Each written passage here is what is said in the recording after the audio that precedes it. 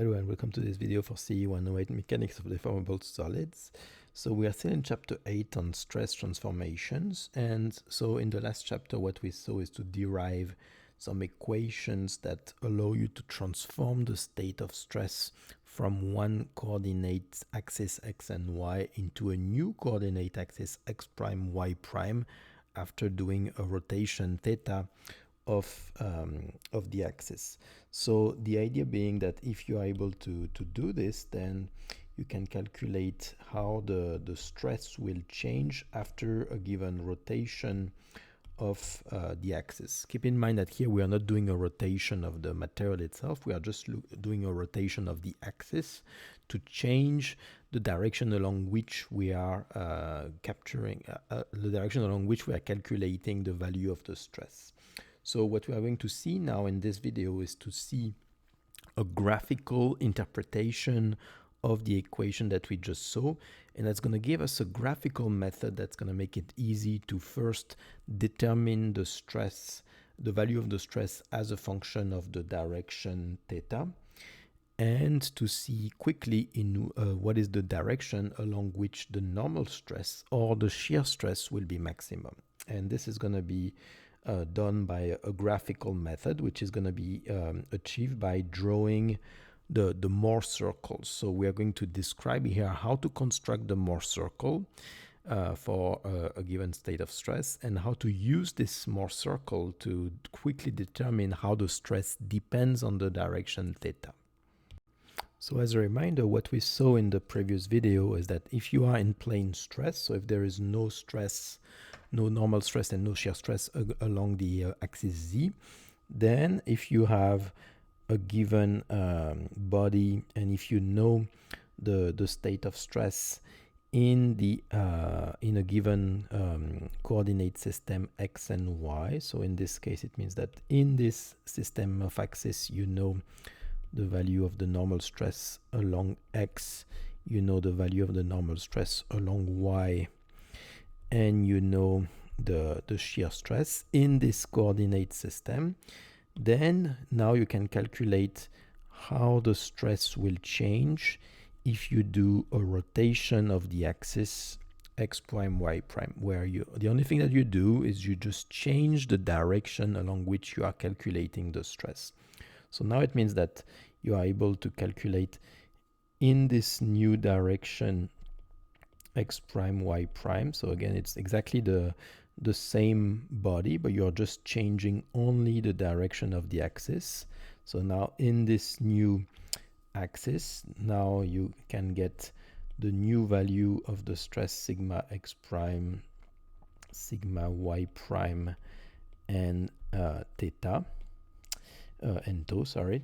And so the equation that we saw to do that based on the last video was that if we define the average normal stress as the average of sigma x and sigma y divided by 2, and we define the difference delta sigma as the sigma x minus sigma y, then that gives us an equation that we can use to transform the state of stress sigma x, sigma y, and tau.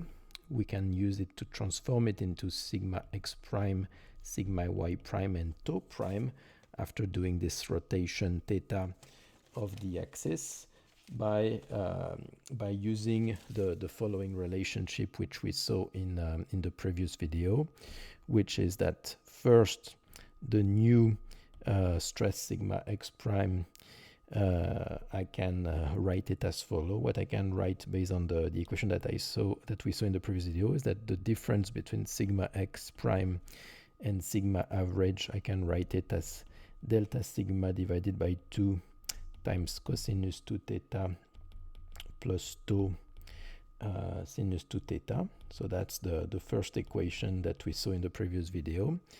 And we can also write the expression of the new shear stress tau prime, which is minus delta sigma over 2 sinus 2 theta plus tau cosinus 2 theta. So this is the second equation that allows us now to calculate the value of the new shear stress tau prime. So now, this equation they can allow us directly to find for a given direction theta what will be the new value of the normal stress along x prime and the shear stress along x and along the new coordinate. But what we want here is to find a graphical interpretation of those equations. So one thing we can do for this is to take equation number 1, put it to the square, and then add it to equation number 2 and put it to the square.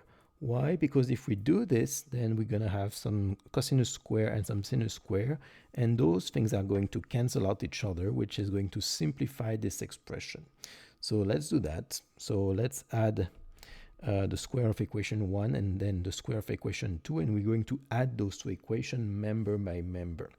So if we do this, so first we get sigma along the x prime axis minus sigma average to the square plus tau prime to the square. So that's the first, the left part of the members, and we're doing the same for the right part. So we have now delta sigma over 2 to the square, and we have this both for cosinus square of 2 theta.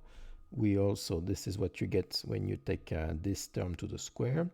Now we also have this term here to the square, so we're going to get a term that is proportional to sigma square 2 theta. So the next term that we have is going to be this one to the square plus this one to the square. So now the other term that we will have is tau square times sinus square 2 theta plus cosinus square 2 theta, and then we're going to have the cross term. So this terms 2 times this terms times this term, and the same for the other term. So we're going to have plus 2 times delta sigma over 2 times cosinus 2 theta times sinus 2 theta plus the last term, which is going to be 2 times this terms times this term, which is going to be equal to minus 2 delta sigma over 2 times tau times cosinus 2 theta times sinus 2 theta.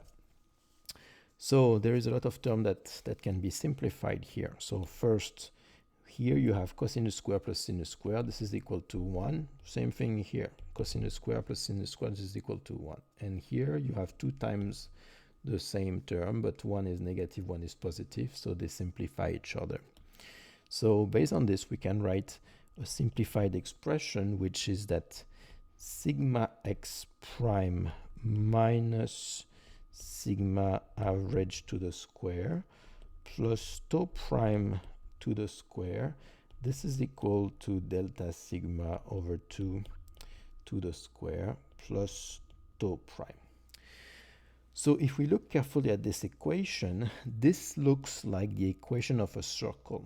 So if I define this to be equal to r squared, so if I define this quantity delta sigma divided by 2 to the square plus tau square, and if I write this to be r squared, this is the equation of a circle where, so if you think about the equation of a circle for a given circle, the equation of a circle is usually given as the following: y minus y naught to the square plus x minus x naught to the square equal r squared. This is the equation of a circle where the center is at y naught x naught and r is the radius. That is the general equation for a circle. So here we have the equation that looks like the equation of a circle, where the center of this circle is given by sigma average on the x-axis and 0 on the y-axis, since you have just tau prime minus 0. So in this case, the center of this circle would be sigma average on the x-axis and 0 on the x-axis. And the radius of this circle in that case would be r, where r is the square root of delta sigma square plus tau square. So this equation is the equation of a circle. So it means, what does it mean? It means that the values of sigma x prime and tau prime, all the possible values that the normal stress along x prime and the shear stress can have, will be defining a circle.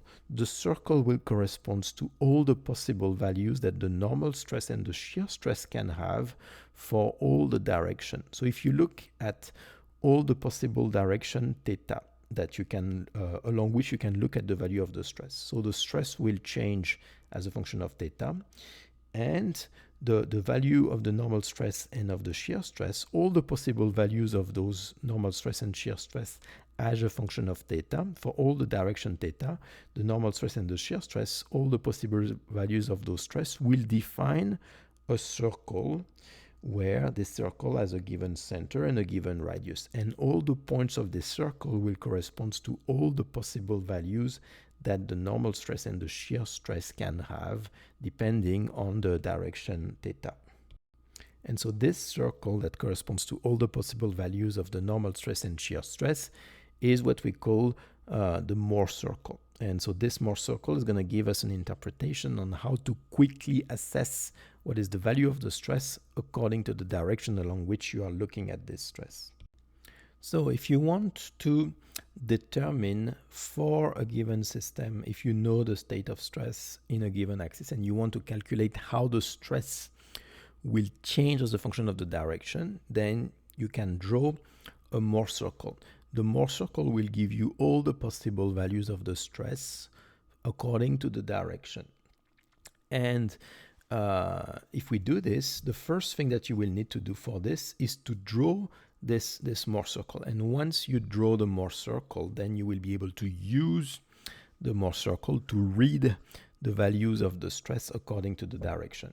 So what we're going to see now is, first here we are going to define how to draw the Mohr circle. And on the next slide, we are going to see how to read a Mohr circle and how to use the Mohr circle to get some useful information. Okay, so how do we draw the Mohr circle that corresponds to a given state of stress? So for this, we have to use the equation that we just saw. So in this case, the very first thing is that if you want to calculate the new state of stress in a given coordinate x prime and y prime after a given rotation theta, you first need to know the state of stress in at least one direction. So typically, you need to at least know the state of stress for the original coordinate system x and y. So you need to calculate in a given coordinate system x and y, you need to calculate the state of stress. And so how do you do that? Well, you use all the previous equation that we saw in the previous chapter, the Flechter formula, the equation of the stress due to bending, the equation of the stress due to torsion, the equation of the stress due to axial load, etc. So you calculate, that's going to be step one. You calculate the state of stress in the original coordinate system x and y.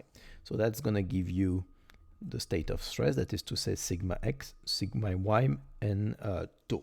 So that's going to be the state of stress in x and y, where x and y, this is the original coordinates that you are using, the original axis coordinates.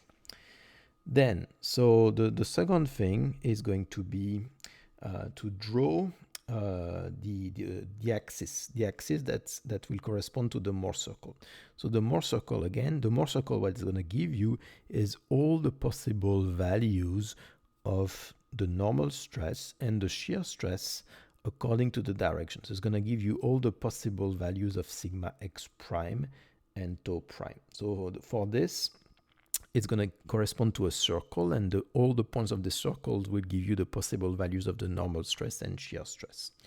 So the way it's going to work is that first you are going to define the axis for the Mohr circle, and since the Mohr circle will give you all the possible values for the shear stress and the normal stress. The axis will correspond to the shear stress and the normal stress, in the very same way that when you have the equation of a circle, all the point x and y corresponds to all the position of this circle. Here, in this case, in the case of the Mohr circle, all the position of this circle, all the points of this circle will correspond to some values for the normal stress and the shear stress. So what you will do is to place the axis of the circle. So you are going to define the x-axis, where in this case the x-axis is going to correspond to all the possible values for the normal stress sigma x prime, and you are going to do the same for the y-axis, which will correspond to all the possible values of the shear stress. Here, one trick: if we want the rotation of the axis theta to correspond to the same rotation in the Mohr circle, and if we want a clockwise rotation of the axis to correspond to a clockwise rotation of the Mohr circle as well, then we need to define the axis tau prime to be going down. So that way, if we do this, then a clockwise rotation or an anti-clockwise rotation of the axis x and y will correspond to a clockwise or anti-clockwise rotation within the Mohr circle. So step 2 is we draw those two axes. Okay, and we always draw tau prime as going downward. This is to make sure that a clockwise rotation of the axis will correspond to a clockwise rotation in the Mohr circle. Okay, then, so step 3. Step 3 is we need to place the position of the center of the Mohr circle.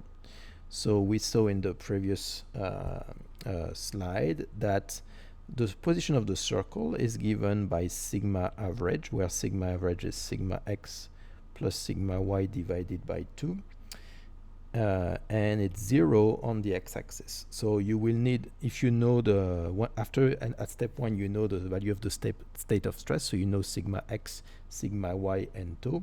So based on this, you will need to calculate the average normal stress, sigma average, and that's going to give you the position of the center. So for example, now you will have, once you have found sigma average, then that is giving you the position of the center C.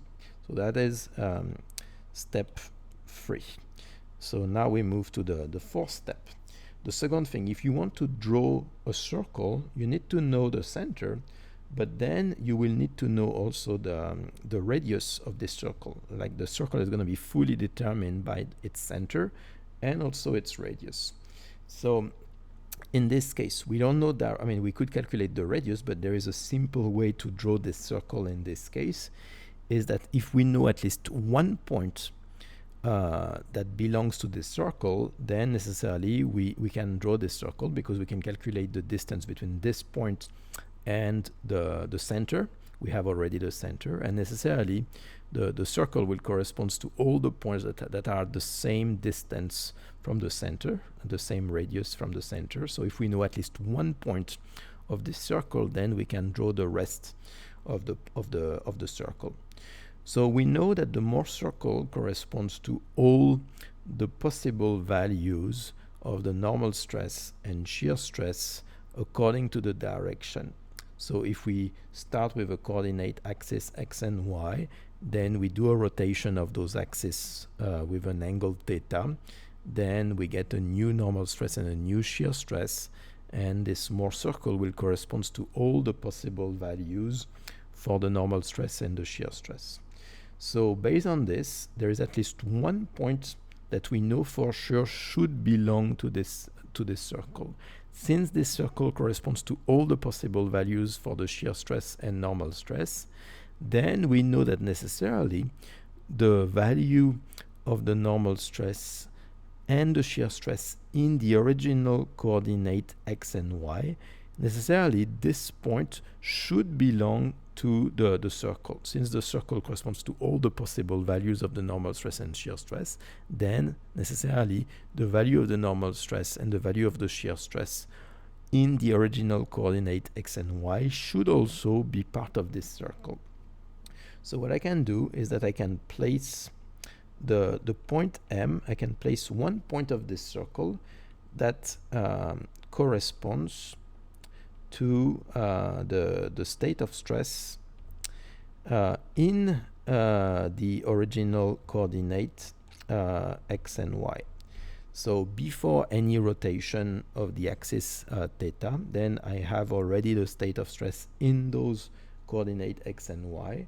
So necessarily the point M that has on the position on the x-axis to be sigma x and on the y-axis to be tau. So those are the original value of the normal stress and of the shear stress in the original coordinate. Then necessarily this point must belong to the circle. So what I can do is to look at the point that has for coordinates sigma x and on the x-axis and tau on the y-axis, where this corresponds to the original values of the stress in the original axis. Then that gives me the position of the point M.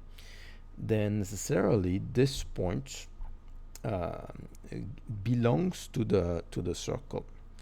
So then if I know that this point belongs to the circle, then it means that now I can calculate, I can determine easily the radius of the circle. I can determine the radius. That's going to be step 5. That's the radius r of the circle, of the Mohr circle. Why? Because I know that necessarily this distance here between the center and this point M, this corresponds to the radius. So I know that in this case this point M corresponds to the value of the stress in the original axis, that is to say before any rotation. So these points correspond to theta equals 0 when there is no rotation of the axis yet. And now necessarily, since M belongs to the circle, I have the center of the circle and I have one point of this circle, so I can calculate the radius, which is the distance between C and M. So necessarily I can use the Pythagore Theorem to get the value of the radius. So necessarily I can say that the radius is going to be the square root of first this distance here, which is tau prime, plus this distance here, where this distance here is sigma x minus sigma average, and sigma, so this distance here is sigma x minus sigma average. But since sigma average is sigma x plus sigma y divided by 2, this is I can rewrite this as sigma x minus sigma y divided by 2, or delta sigma over 2. So the radius is so it's the same expression as we had on the previous slide. The radius is the square root of tau square plus sigma square over 2. So we can find directly the expression of this radius simply by looking at this Mohr circle construction here. So now I have the center of the circle, I have the radius, so now I can just draw the circle. I have everything I need to draw this circle. Since I know its center and I know one point, then I can use this to draw the entire Mohr circle, which will look something like this. Okay, so let me draw it a little bit better than that. Okay, so that gives me the Mohr circle, where in this case it means that all the points here of this circle corresponds to all the possible values that the normal stress and the shear stress can take. So I know that, for example, if this point belongs to the circle, then it means that, or if let me take this point here, for example, I know that this point here belongs to this circle, so it means that there is at least one direction for which you will have this shear stress tau prime and this normal stress sigma prime x prime. So if I read the coordinates of all the points belonging to the circle, that gives me all the possible values of the normal stress and shear stress. So now the second thing is, now that you have a given Mohr circle that is constructed, now that you have drawn a Mohr circle, is how do you read it? How do you use a Mohr circle to get some information about the state of stress? So assume that we have now a given Mohr circle and we draw this Mohr circle based on the value of the state of stress sigma x, sigma y, and tau in a given coordinate system x and y. So it means that we started with a given coordinate system x and y. We knew the value of the stress sigma x, sigma y, and tau. And based on this, now we can calculate after a given rotation theta of the axis, we can calculate easily the new state of stress sigma y prime, sigma x prime, and tau prime. How do we do that? So if we do a rotation theta of the axis, we know that initially when theta equals 0, so when theta equals 0, it means that you are still in the original coordinate system x and y. Then we know that when theta equals 0, this is the value of the stress that we have. So the stress is equal to sigma x, sigma y, and tau. So this is the stress that we use to construct the point M. So necessarily this point M corresponds to the reference when theta equals 0, when there is no rotation yet.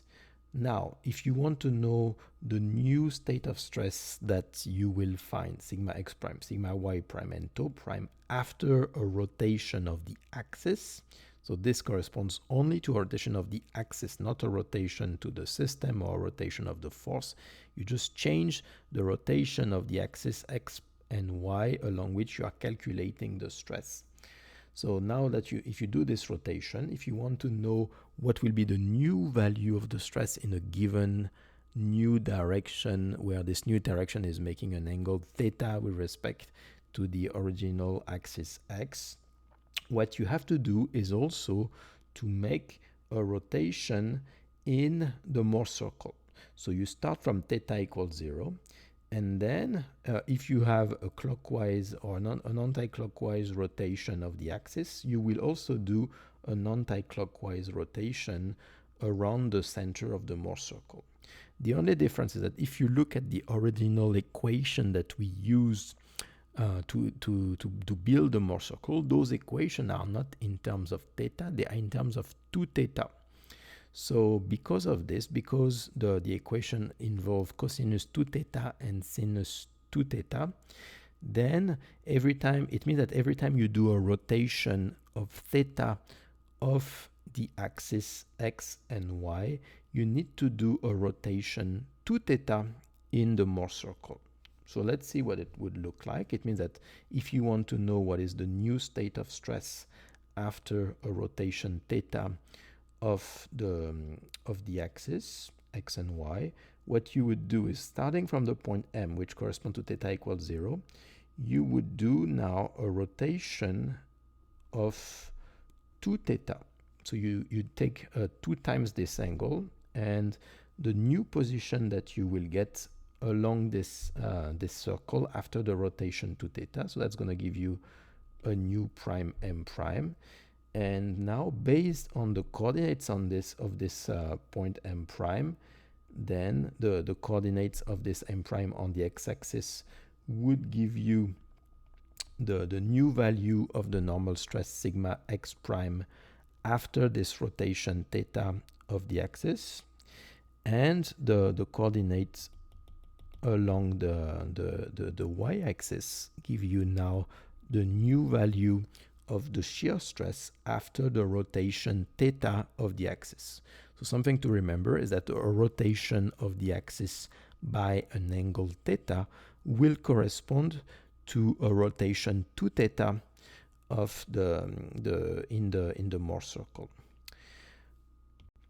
One way to understand why you need a rotation 2 theta in the Mohr circle to correspond to a rotation theta of the axis is that if you take a given system like this, where you have sigma x, and so this is in the coordinate system x and prime, x and y.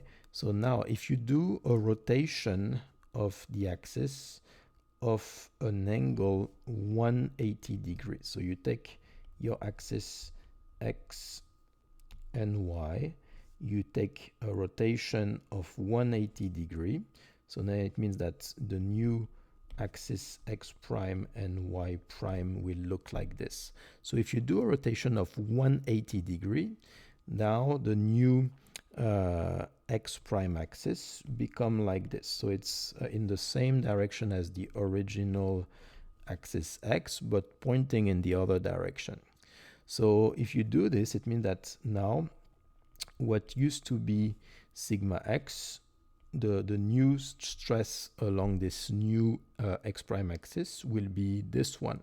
But we know that necessarily for the body to be at equilibrium, this stress along x has to be the same as the stress along x prime if you do a rotation of 180 degree, because you are just looking at the other direction, and if you have a stress that is sigma x on the right, then you need exactly the same stress on the left. So it means that if you do a rotation of 180 degree, you need to come back to the same stress. So if one way to understand this is that if you do a rotation theta of 180 degree, then in the Mohr circle that would correspond to a rotation 2 theta, which would mean that now 2 theta would be equal to 360 degrees. Theta equal 180, so 2 theta equal 360. So it means that you do a full rotation, and indeed the point M comes back to its initial position, which means that the normal stress sigma x will remain the same. So that's, on the other hand, if you were simply doing a rotation of 180 degrees, then you would arrive here, and that would give you a different position for the normal stress. So clearly that's one way to remember here, that if you do a rotation theta in the coordinate system, you need to do a rotation 2 theta in the Mohr circle. So now, let's come back to this circle, and then let's see what you can use this circle for.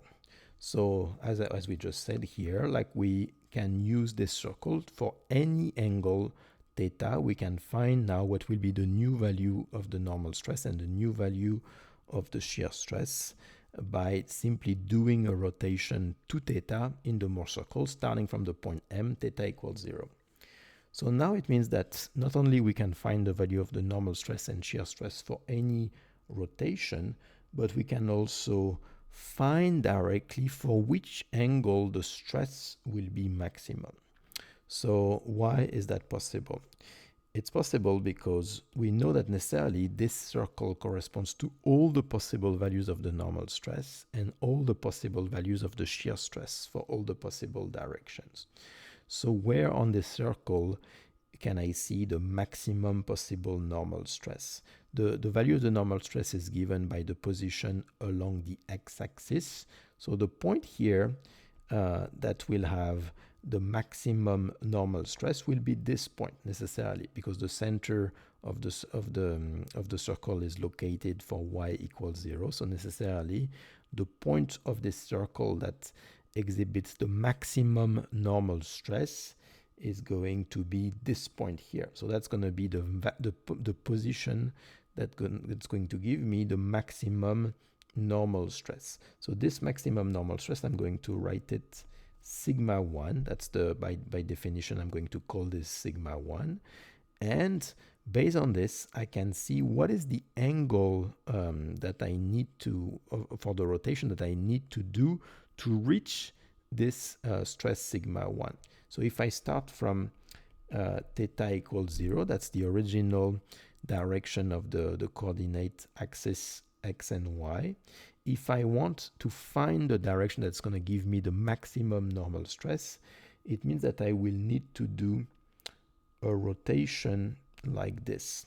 If I start from the original coordinate system x and y, I do a rotation that I'm with an angle that I'm going to call 2 theta p1. Why is it 2 theta p1? Because again, a rotation of theta for the axis x and y corresponds to a rotation 2 theta for the Mohr circle. So if I do a rotation of 2 theta p1, then this this new point here will give me the value of the normal stress and the shear stress that I will find after this rotation. And so in this case, that's going to give me the direction where the normal stress is maximum. So in this case, it means that this angle, theta p1, will give me the direction, theta. Theta corresponds to a direction. Theta corresponds to the angle of the rotation of the axis. So after you do this rotation, theta, that's going to give you a new direction.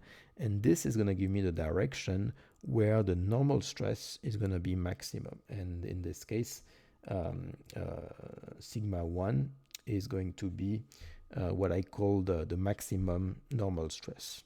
In the very same way, I can find what is the direction that's going to correspond to the minimum normal stress. So the minimum normal stress that you can possibly have will be located here. That's the point that corresponds to the minimum value on the x-axis. So the minimum value for the normal stress. I'm going to call this normal stress sigma 2. That's the minimum value for the normal stress. And if I want to find the direction that's going to give me this minimum normal stress, then starting from theta equals 0, I will need to do this rotation here like this. So if I do this rotation with an angle that I'm going to call 2 theta p2, this rotation here is going to give me the direction where now the normal stress is minimum, becomes equal to sigma 2, where it's minimum. So those directions are very important because they correspond to the direction along which the normal stress is maximum. So if you have a brittle material, you know that a brittle material is going to break due to tension. So it's going to break in the direction where the tensile stress is maximum. So in this case, since the direction along which the normal stress is maximum is theta p1, that means that theta p1 is going to give you the direction where a brittle material is the most likely to break.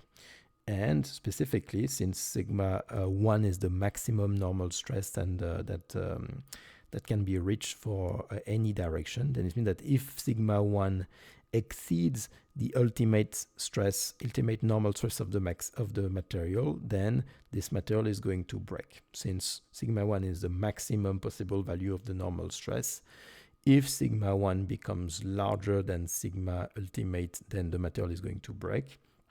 On the other hand, if sigma 1 is lower than the ultimate normal stress, then the material is not going to break because there is no other direction that can give you a normal stress that becomes larger than the one achieved for sigma 1. So I'm going to define here some useful definitions. So what I'm going to call principal axis. So the principal axis are the axis along which the normal stress is either minimum or maximum. So those corresponds to the direction theta p1 and theta p2. Again, here the angle corresponds to the angle is what I use to define the direction, since the direction is given by a given direction x prime, where x prime is having a given angle theta with respect to the original axis x. So if I want to define the direction, I need to define the angle theta that it makes with the original axis x. So I'm going to call here the principal axis, the direction theta p1 and theta p2. Those are the direction for which the normal stress is either maximum or minimum. So those are some important axes because it corresponds to the direction, specifically theta p1 is going to correspond to the direction where a brittle material would be the most likely to break. Then the second useful definition would be the principal stress. so what I would call the principal stress. Those are simply the max and mean values of the normal stress sigma. So the principal stress are simply what I define as sigma 1 and sigma 2 on this Mohr circle here. Okay, so now that we have the normal stress, there is another thing that you can read from the Mohr circle. So another thing that I can read is that the direction where now the shear stress is going to be maximum. So if I look at this Mohr circle gives me all the possible values for the shear stress, and I can read the shear stress on the y-axis. So if I want to know what is the maximum value for the shear stress, the maximum value for the shear stress will be found at this point, at the very bottom of the circle. Why? Because this point here corresponds to the maximum value for the shear stress, which can be read on the y-axis. Remember that the y-axis is going downward, which means that the maximum value for the shear stress is going to be at the bottom of the circle, not at the top of the circle. So same thing here. It means that if I want to now find the direction that along which the shear stress is going to be maximum, I need to, starting from theta equals 0, take a given angle that I'm going to write 2 theta s1. And it means that in this case, theta s1 is going to correspond to the direction along which the shear stress is maximum. On the other hand, if I look at the very bottom, at the very top of the circle, so that's going to give me the position where the shear stress is going to be minimum, the most negative. And so this angle here, starting from theta equals 0, if I do a rotation to theta s2, then it means that theta s2 will correspond to the direction where the shear stress will be the most negative. So this, I'm going to call this shear stress same thing. I'm going to call it theta 1 and theta 2, or usually we would rather call it delta max and theta min, just to make sure to make it clear that this is the maximum shear stress and the minimum shear stress that you can get.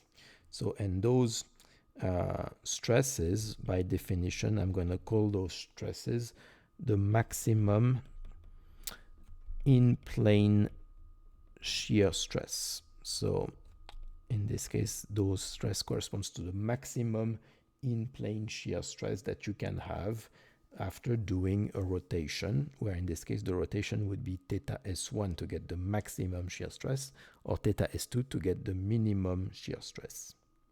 So what this means is that if you have a Mohr circle, then you can quickly find, just by reading the Mohr circle, first, what is the maximum value for the normal stress, what is the minimum value for the normal stress, and for which direction do you find the normal stress. So in this case, you would simply find the maximum value of the normal stress as being sigma 1 here, the minimum value as being sigma 2. You find the angle of corresponding to the direction where you would find the maximum normal stress. This is given by theta p1. Same thing, the angle along which you will find the minimum normal stress is going to be given by theta p2. Same thing, now you can read the maximum shear stress and the minimum shear stress, and those you can also quickly define what will be the angle theta s1 and theta s2 along which you will find the minimum and the maximum shear stress. So the last thing that we are going to see here are some general properties of stress transformation that are easy to see simply by looking at a Mohr circle, an arbitrary Mohr circle. So the first thing is that if you want to see the direction along which the normal stress is going to be maximum, so we said that the direction along which the normal stress is maximum, this is given by this point here, sigma 1, and if you start from m, which necessarily by definition corresponds to theta equals 0, then it means that you need to do a rotation 2 theta p1 to find the direction where the normal stress is maximum. And to find the direction where the normal stress is minimum, you need to do a rotation 2 theta p2 like this. And necessarily, if you look at this circle, then you find that 2 theta p1 and 2 theta p2 are 180 degree apart. So you can just read it on this circle here. If you look at it, 2 theta p1 and 2 theta p2 necessarily are 180 degree apart. So in that case, so this is the direction for a positive angle here. You can write, for example, that 2 theta p1 is equal to 2 theta p2 plus 180 degrees. So it means that if you convert that into the angle themselves, if 2 theta p1 and 2 theta p2 are 180 degrees apart from each other, then it means that theta p1 and theta p2 are 90 degrees apart from each other. So it means that this is a general result. The direction along which the normal stress is maximum and the direction along which the normal stress is minimum, those two directions are necessarily 90 degrees apart from each other. That's the first property that we can see here. There is a very similar property that we can see for the shear stress. If I look at the point where the shear stress is maximum, so this is this point here where I see the maximum shear stress, and I can read the direction here as 2 theta s1, and now this point here corresponds to the direction where the shear stress is minimum, and I can read the direction as 2 theta s2. Then necessarily same thing, 2 theta s1 and 2 theta s2 are also 180 degrees apart from each other, which means that again, as a general result, which is always true, the direction theta s1 and theta s2, the direction along which the shear stress is going to be maximum or minimum, are 90 degrees apart from each other. Again, so that's a general result, like the direction along which the maximum shear stress and the minimum shear stress are necessarily 90 degrees apart from each other. Okay, so there's some other relationship that we can find from this. Another relationship that we can find here is that now if you look at the direction along which the normal stress is maximum, and if you look at the direction along which the shear stress is maximum, then necessarily those two directions are 90. The 2 theta p1 and 2 theta s1 are 90 degrees apart from each other. So it means that theta p1 and theta s1 are 45 degrees apart from each other. So that's another general relationship that we can see necessarily from this circle here. So this property 1, property 2. So property 3 that I can see here is that theta p1, the direction along which the normal stress is maximum, and theta s1, the direction along which the shear stress is maximum, are going to be necessarily 45 degrees apart from each other. 2 theta p1 and 2 theta s1 are 90 degrees apart, so then necessarily theta p1 and theta s1 are 45 degrees apart. Same thing for the direction along which the normal stress is minimum and the normal stress is maximum. Theta p2 and theta s2 are going to be also 45 degrees apart from each other. Then there's another property which corresponds to the specific value of the shear stress along the principal axis. So the principal axis corresponds to the direction where the normal stress is either maximum or minimum. So the principal axis corresponds to the direction corresponding to those 2 points here, where the normal stress is minimum or maximum. What you can see here is necessarily once you reach a principal axis, when you are at 2 theta p1 or 2 theta p2, once you reach the maximum value or the minimum value for the normal stress, then necessarily the shear stress becomes 0. So if you look necessarily here, because the circle is symmetric with respect to the x-axis, at those points here now, for those 2 points, the shear stress would be 0. So necessarily, that's a general property that the shear stress, so the shear stress tau prime, is equal to 0 along the principal axis. So if you look at the principal axis, that is to say theta p1 or theta p2, the direction along which the normal stress is minimum or maximum, necessarily along those directions there is going to be no shear stress. The shear stress is going to be equal to 0. So another important property of the Mohr circle is that if you look at this Mohr circle, it's giving you all the possible values for the shear stress tau prime and for the normal stress sigma s prime. There is one thing, is that so far we haven't talked about the value of the normal stress on the y prime axis. So if you have a coordinate system x and y, and if you do a rotation theta, now you have a new coordinate system x prime and y prime.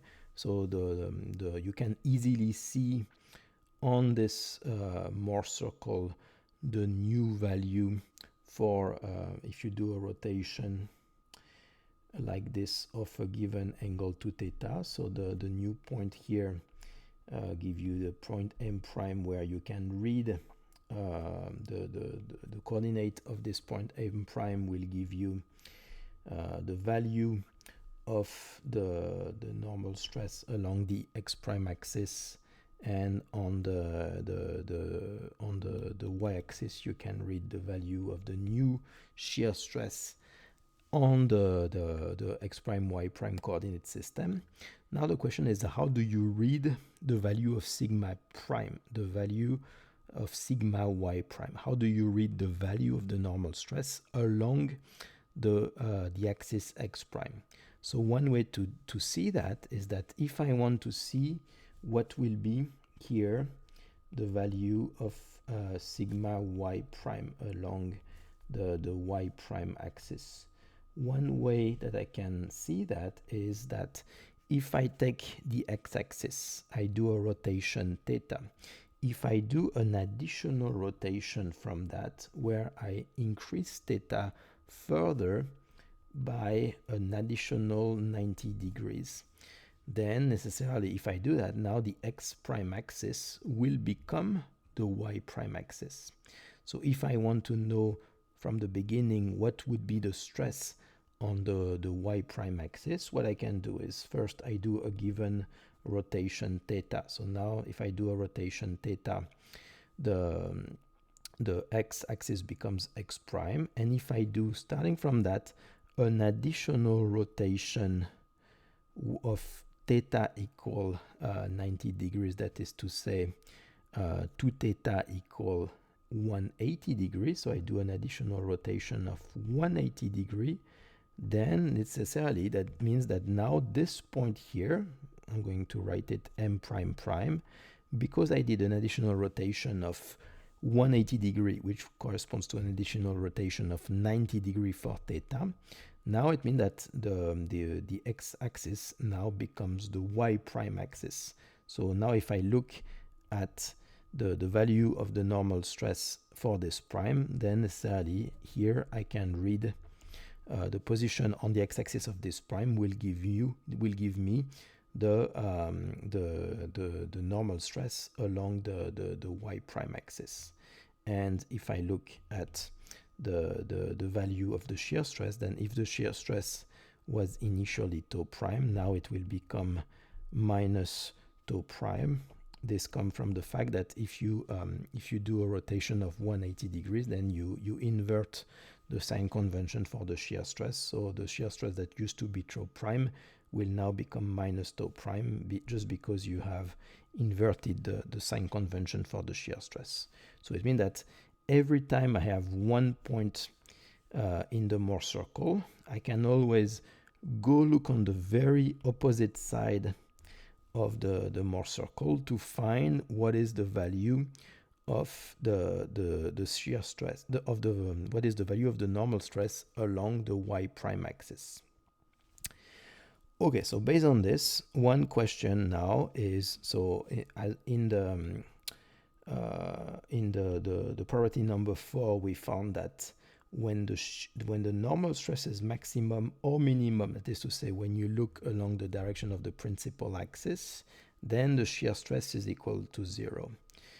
So another property that we can talk about is now what happens when the shear stress is either maximum or minimum. So when the shear stress is either equal to tau max or tau min, then it means that you are located at either this point or this point. Now we cannot say, so like according to point 4, property 4 tells you that when the normal stress is either maximum or minimum, then the shear stress has to be equal to 0.